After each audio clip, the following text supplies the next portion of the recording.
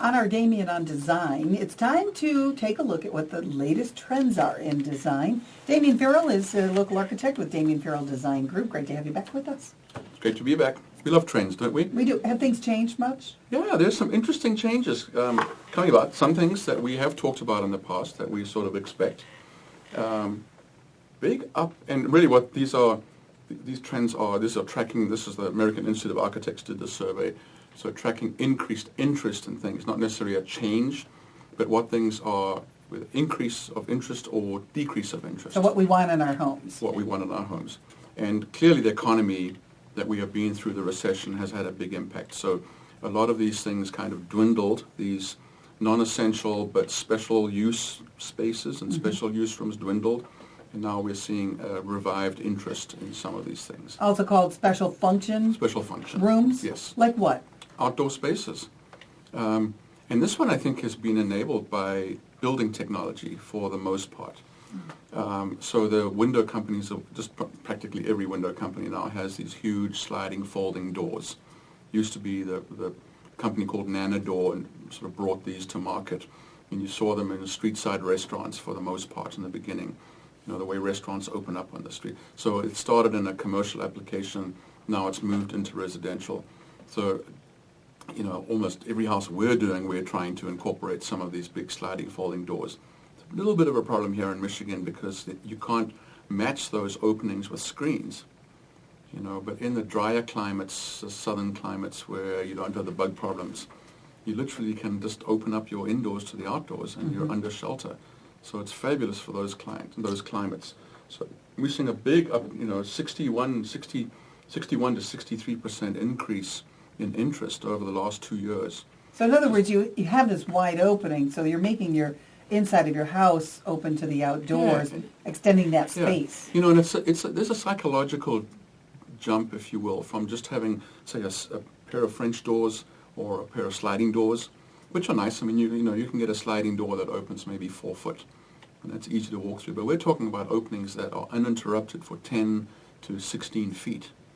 That's pretty dramatic when you think about it. And, you know, or sliding panels that stack up next to each other. They don't just fold but slide back into a pocket. And then you can go to openings that, you know, sometimes up to 20 to maybe even 30 feet. So literally your indoors becomes your outdoors. And there's a dramatic psychological difference there of just being able to walk in and out and enjoy the climate. And I think it starts to give your home something of almost a resort feel, if you will. It really changes, especially on those summer months. So I think even here in Michigan, it's worth doing. You know, maybe not to the extent you might do it in Arizona or Texas or somewhere, but... How do you overcome the fact that certain types of windows aren't good with the direction, like if you have the west? The west. Wind coming in from the west? Yeah. How do you handle that here in Michigan? You've got to plan for it. You've got to be careful with it. You know, here in Michigan we have these long summer days. We're at the western edge of the eastern time zone, so our days are long. Wonderful, right? Especially with daylight savings. So, yeah, you know, at 7, 8, as you know, 9 o'clock at night, the sun is still out and it's beating in from the west. So you have to be careful. I think anyone who starts to do that sort of stuff and leaves it purely unexposed to the west, you're asking for uncomfortable space. And you're spending a lot of money on space you're likely not going to use on a hot, sunny day. So that needs to be shaded and it needs to be managed. What about winters? You know, these things, we've seen them now a lot. We've used them a lot. The technology is really, really good. I mean, they seal up very, very well. The way the runners work, the way the seals work, actually there's less wear and tear on them, like, for instance, a set of French doors, where what you find over time is that the seals on the bottom of the French doors start to peel away with wear and tear as they cross the threshold all the time. These things, you know, they open and slide and concertina like, and then they just come back to a fixed position. And so they seal extremely well. And they have these very sophisticated catches, top and bottom, that you flip up and down, and then that anchors it into the window head and at the base of the window of the door. So, you know, big. In fact, there are really three things: the au pair or the in-law suite, the office, a home office, and with that really goes technology. Those three things take up about 70% of this surge in interest of these special functions. I want to talk about that in a moment. Yeah. When you you're a custom builder. Right. You're not a production house No. builder. Right. These production house builders, where they're putting up certain kinds of houses, maybe they'll have 3, 4, 6 different types that they're doing. Yeah. I think that they're missing a beat here with the boomer population coming up. Yeah. And you mentioned the in-law suite. Mm-hmm.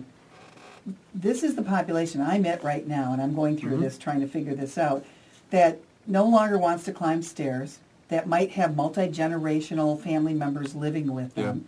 You want to have multiple master suites. You Yes. don't want those people to have to be in a bedroom and then have to go out into a hallway to get to a bathroom that's shared by other people.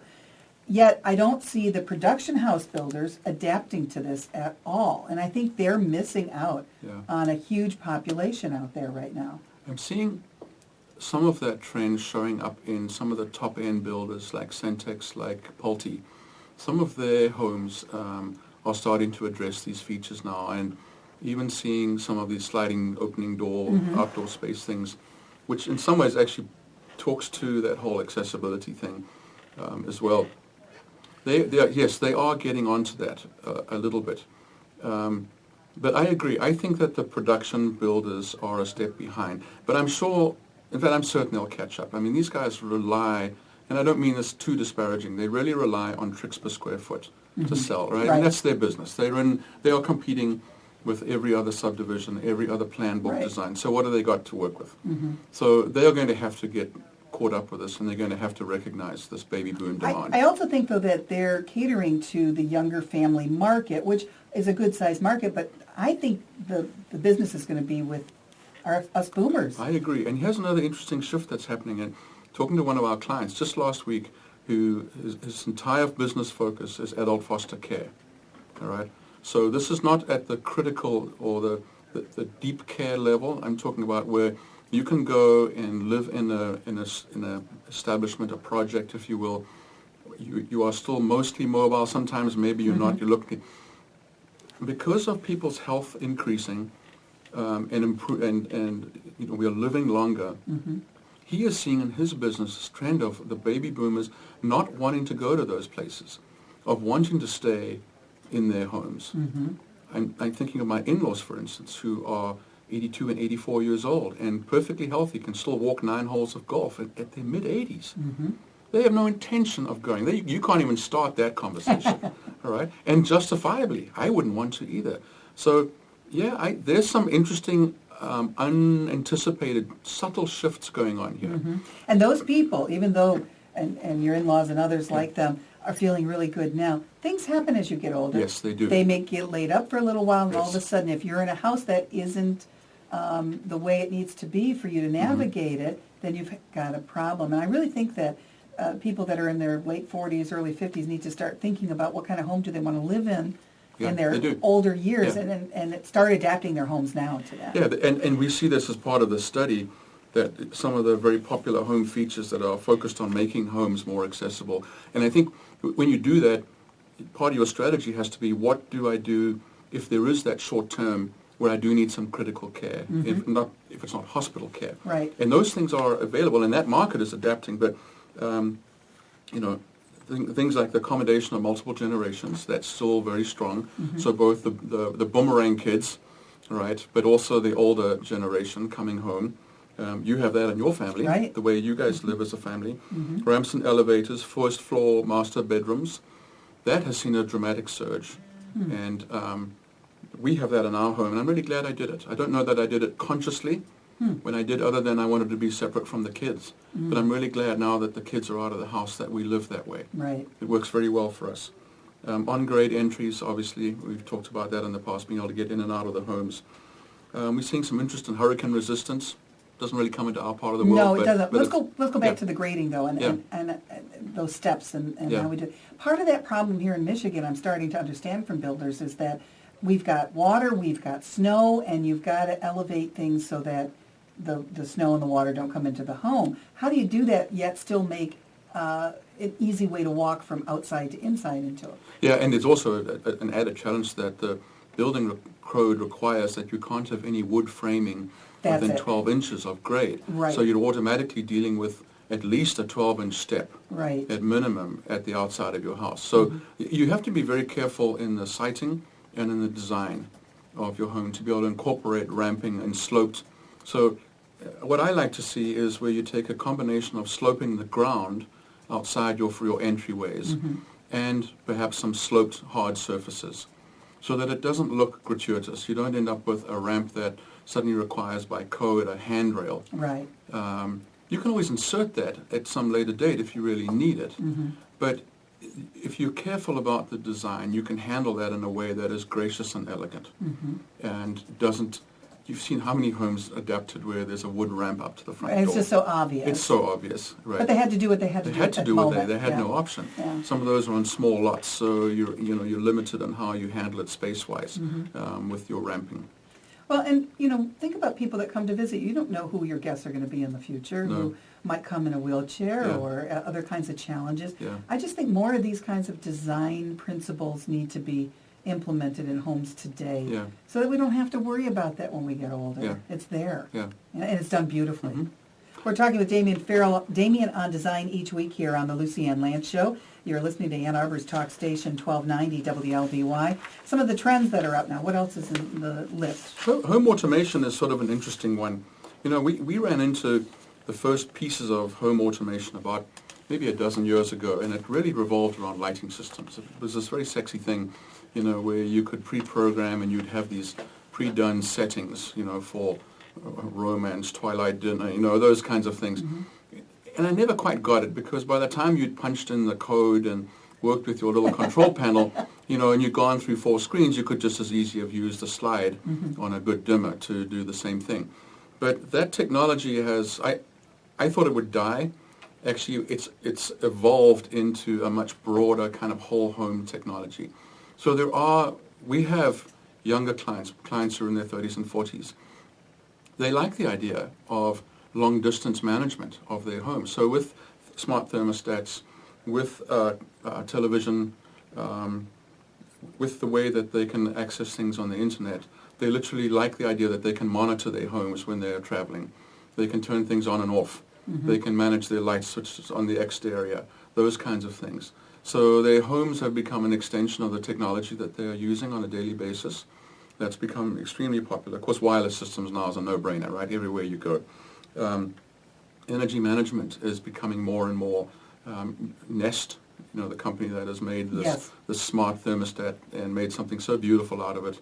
And they're increasing their range of stuff that's available. Backup power, we're seeing that on almost every single project now. Generators? Generators, yeah. And you see how the industry has evolved to being able to buy generators now that are nicely packaged and look almost like a giant cooler.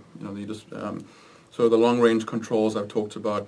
We're seeing some solar as part of it, but sort of isolated. Electrical car docking. We've done that recently on 3 or 4 projects. Oh, really? Yeah. Built right into the garage. We're working on a collector car garage right now. He happened to find one of the original Tesla, one of the 2-seater cars, and so he's added that to his collection. Oh, wow. So that sort of thing is being integrated. Automated lighting controls, centralized audio and video is also popular. Macintosh and Apple and so on, they've made some of those things for the homes very accessible, where you have these boosting stations and you can literally link wherever you are in the home. You can watch television, whether it's on your telephone, on your tablet, or then at a bona fide television station. So our generation behind the baby boomers, so ahead of the millennials, between the baby boomers, I'm not sure what that generation, this is a group that's very tech savvy, and they want their homes to be that way. And even at that age are considerate about accessibility, which is interesting. Primarily things like showers. We want a shower without a curb. They like the look as well as anything else. Right. I mean, from a practical point of view, it's wonderful to clean, right? And there's, we've all seen those griminess that builds up around that 4-inch curb. But making sure front doors, for instance, don't have too many steps, or if the steps are very shallow. So they're anticipating it too. This thinking is now throughout the whole home building and home buying range. And these are the trends right now, and it's great to keep up with them with Damian Farrell from Damian Farrell Design Group on the Lucy Ann Lance Show each week. Thank you so much. Thank you. More coming up on Ann Arbor's talk station, 1290 WLBY.